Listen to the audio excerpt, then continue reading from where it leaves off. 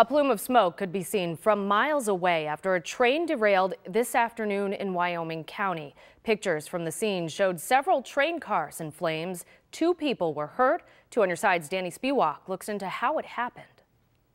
This train was carrying brand new automobiles on board through Attica on the way to the capital region when 2 of the engines derailed around 4 o'clock.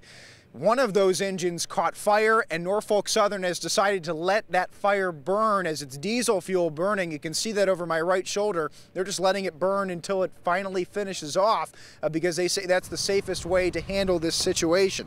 We can tell you that 2 crew members on board were injured, but those are non-life-threatening injuries. They were taken to ECMC. We know that the cause is still under investigation. The Wyoming County Sheriff's Office has turned that investigation over to Norfolk Southern.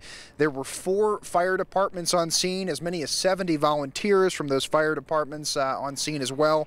Emergency management told us that, again, some of those rail cars went flying 50 to 75 feet over the embankment, and those brand new cars were smashed, some even caught up in some of the trees as they were flying over the embankment.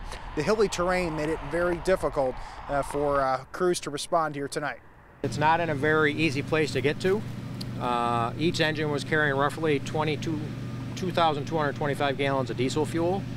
So the best response from Norfolk and Southern and their response teams was to let the fuel burn off to lessen the contamination of the ground or any water sources in the area. Norfolk Southern tells us there were no hazardous materials on board, but the DEC was on scene, and the NTSB has also been contacted. But a local emergency managers say that the NTSB did sign off on what they were doing. They approved of what was happening here locally, here on the scene in Attica. Reporting in Wyoming County, I'm Danny Spiewak, Channel 2 News.